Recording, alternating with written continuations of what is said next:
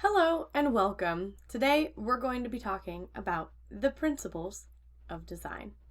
Now, just like the elements of design, depending on which class you take or which book you look at, there's going to be some differences.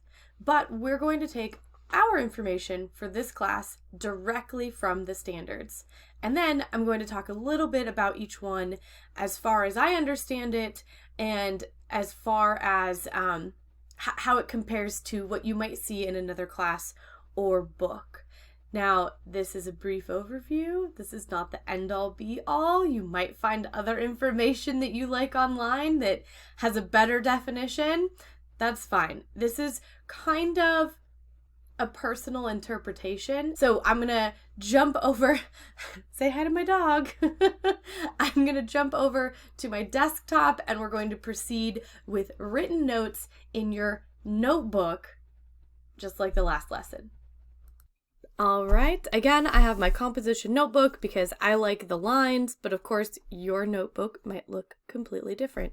And my microphone is right here, so if you're wondering what that is, let's first write our title. So this is for DFA.3, the principles. Great. So we're looking at Design Fundamentals A. Yes, there's going to be a Design Fundamentals B next semester. And this is lesson 3 or page 3 out of the module. And we're talking about the principles. So again, let's look directly at the standards for this class, so you know exactly what language will be used when you are tested later. All right, so this is under Content Standard 2, Performance Standard 2.2, and we are looking in here under Performance Standard 2.2, Identify and Apply the Principles of Design. And so the principles that they're telling us are balance, contrast, alignment, rhythm, repetition,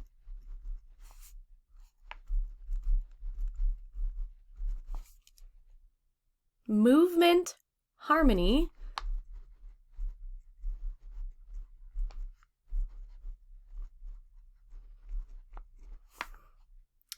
emphasis, and unity.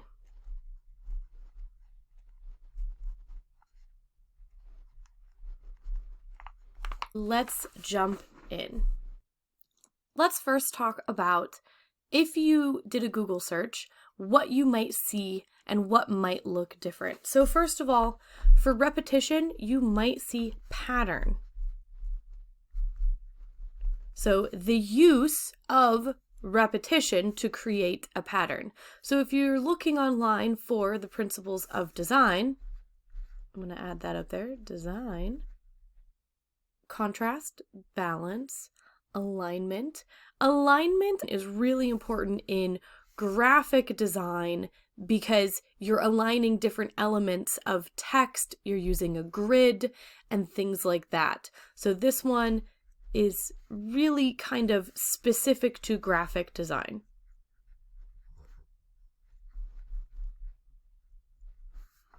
And think about using a grid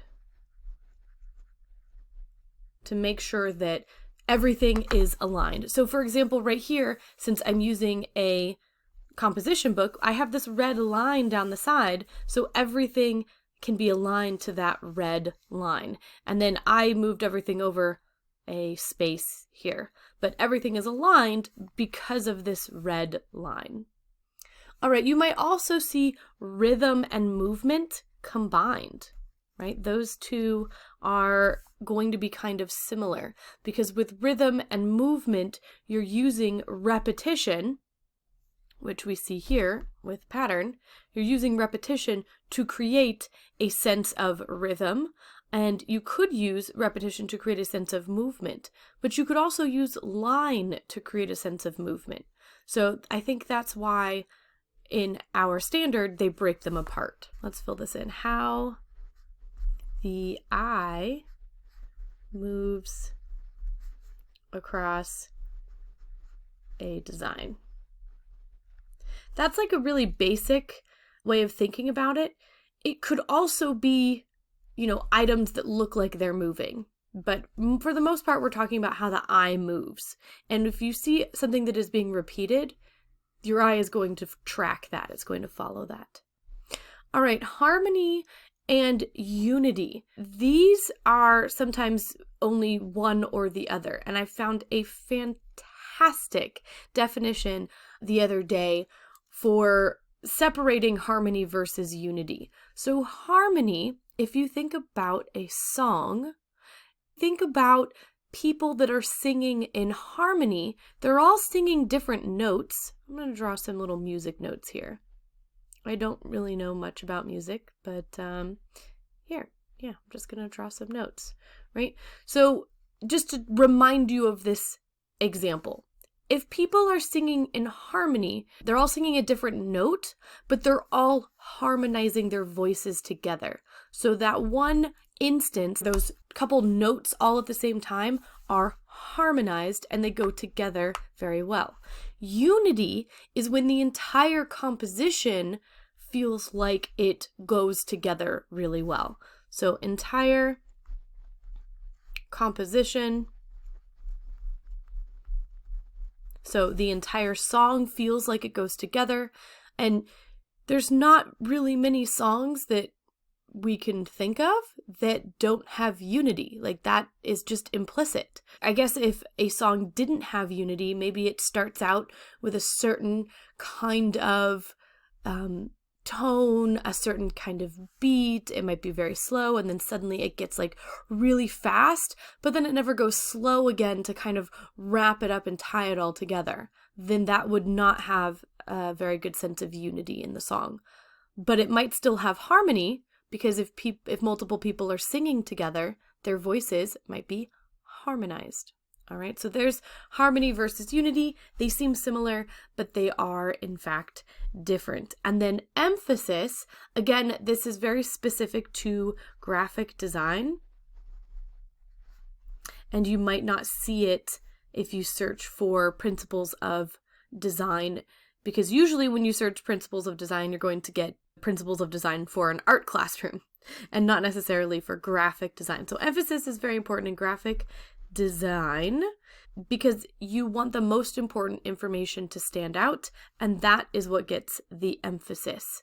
Sometimes emphasis is put under contrast because you can use contrast to provide emphasis and make something stand out. So most important,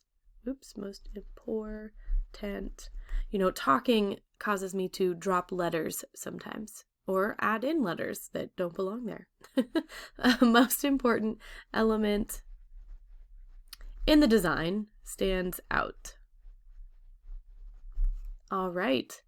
So there's a quick rundown of them all. Let's look at them in a little bit more detail. So let's take balance, for example. B-A-L-A-N-C-E. So balance is when the entire composition feels like it is balanced. So if you have something that's very big and heavy in one part of your composition,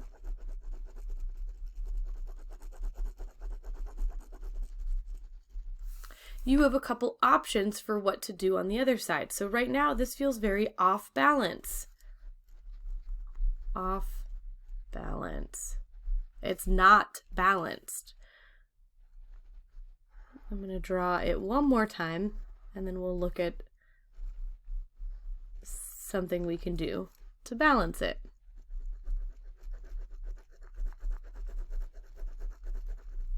All right, one of the things we can do to balance it is we can draw another one exactly like it on that side. Woo, it's balanced.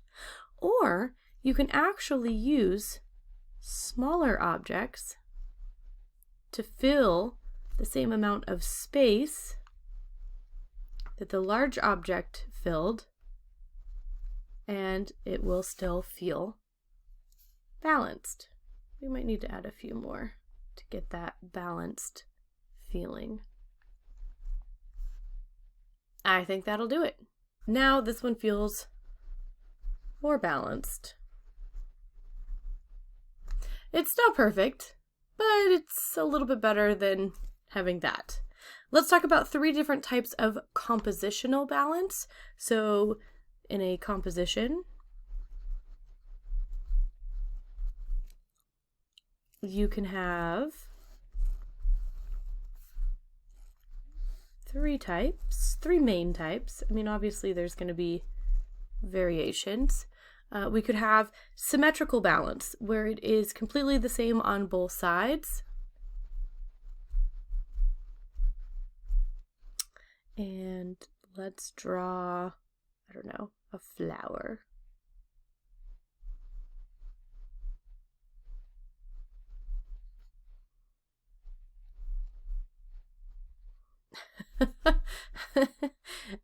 Sure. Okay. There, it is symmetrically balanced. Maybe we'll put some little grass over here and some little grass over here. It's symmetrical. All right, let's look at asymmetrical balance. Let's do a box up in this corner, and it's got some shading or hatching, and then maybe we'll do some smaller circles down here, and we'll fill them in.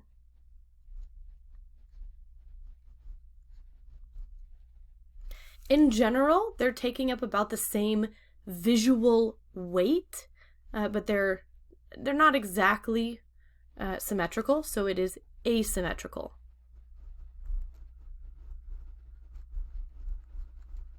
And finally, radial balance, where everything kind of comes out from the center, okay, equally. So, radial. It radiates out.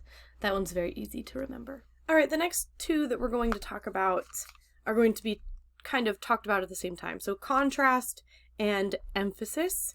And I can talk about them both at the same time while also differentiating the subtleties between them. So contrast is a measure of how different 2 elements appear. So how different things appear. And you know what contrast is because you've used it on your phone to adjust the contrast of your pictures. So I'm going to put that in parentheses as an example. So example, ADJ for adjust the contrast on pictures.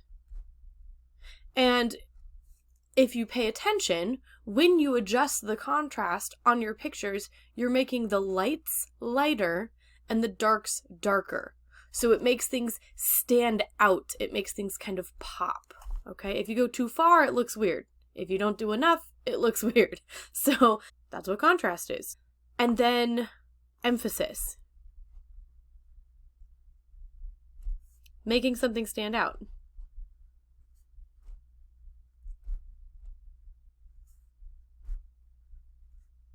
And by its very nature, if you're making something stand out, it's going to look different. So these 2 ideas are intricately linked, even though their meanings are subtly different. So the way that you would use the word contrast is slightly different from the way you would use the word emphasis, even though the ideas behind them are very much linked.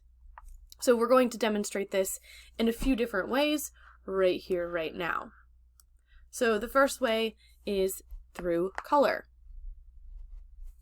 So if I have a bunch of little color swatches, which you learned that word in the last lesson, I'm going to skip and then do one more. And what am I going to fill this other one in with? A different color, because it contrasts. Ooh, look at that. Boom. Wait. Oh. All right. Let's do it with shape, which can very easily be transferred into form if you add shadow.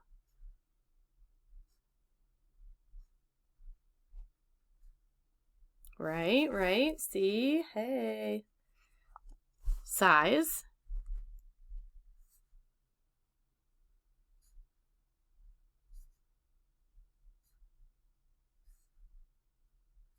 Right? Even though I made it smaller, it still stands out. I didn't have to make it bigger. You could also do it with typography. All right, let's see. How do I do this? Let's do...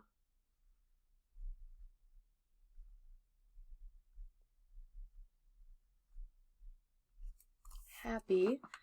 And then I'm going to grab a different kind of pen and do birthday.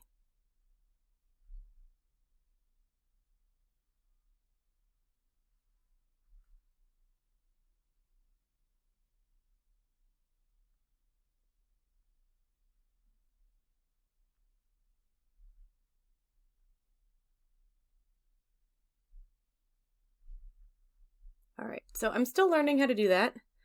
I'm not fantastic at it yet, but you get the idea, right? Okay, line. Let's do some lines. Ooh, we got a bold line in here. We could keep going. There's tons and tons of examples of how to create contrast, and when we are contrasting, we are, by default, emphasizing whatever it is that is standing out. Rhythm is a sense of movement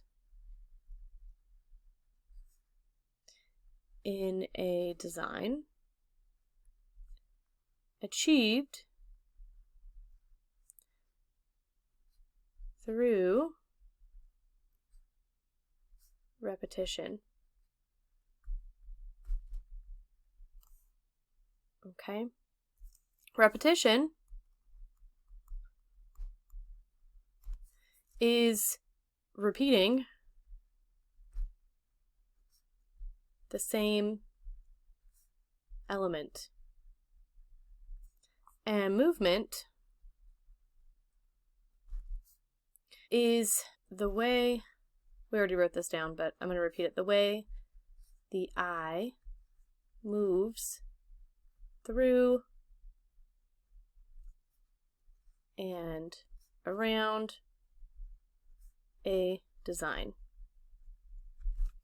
Movement is really important because it's really easy to create a design that causes the eye to just leave.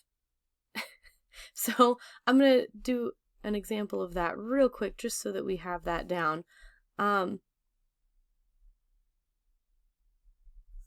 If this was a big picture, your eye would follow the arrow and be off the page and then look for something else. And every time your eye tried to get back in to look around and see if there was anything else, your eye would immediately just follow the arrow out of the page. Whereas, and I know this is going to feel really obvious, guys. If you have an arrow like this, the eye is going to follow it around and keep going in circles and wind up back in the middle here. This feels obvious because I'm doing it with arrows. But you can do the same thing if you accidentally design your text in this way. So if you design a block of text here, and then a block of text here, and then a block of text here, and maybe you have like a little image here, and then maybe it's just like color over here. It's going to be really easy for the viewer to just kind of go right off and not actually stop and take the time to read. Whereas maybe if it was a little bit more balanced and maybe you had either some text blocks all at the bottom and then like your sun up here and then maybe, the color, I don't know.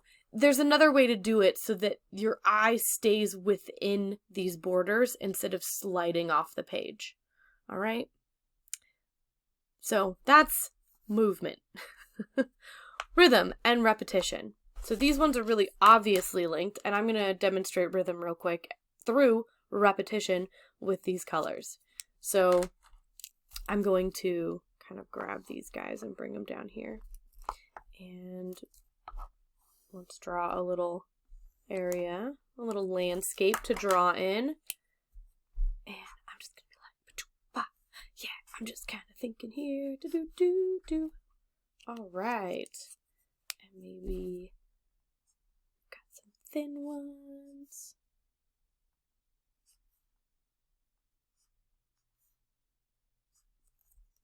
And a little bit more. Put in this last color.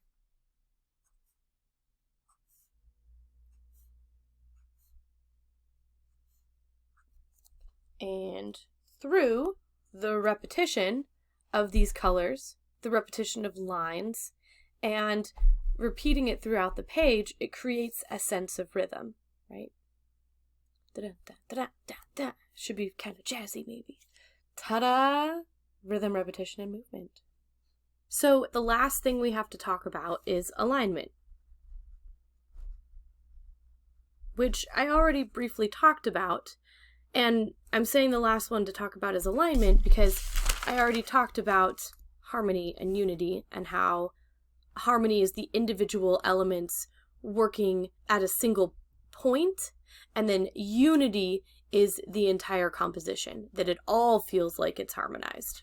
Okay? So we've already talked about that, so I'm not going to repeat it and make this video any longer than it needs to be. But alignment is really important to graphic design. Suffice it to say that if you have a composition and you have things that are out of alignment, let's say we have a title that is up here, title, and then you've got some text that's over here, and then you've got an image and some more text.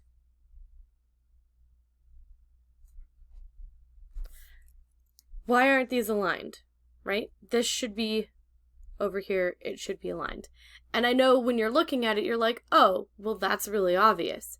But it's not so obvious when you are in the trenches, so to speak, when you are making your design and it's not something that you're thinking about because you're trying to think about being inventive and cool and trying different stuff. The best advice I can give you for all of these different principles and design in general is keep it simple.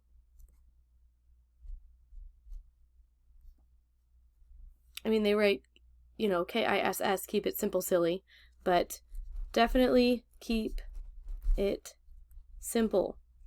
There's a reason why it looks good to have everything aligned, It's not because people are just being boring. It's because our brain is programmed to look at things and enjoy things when they're at rest, when they're easy on our eyes. So make it easy on your audience and keep it simple.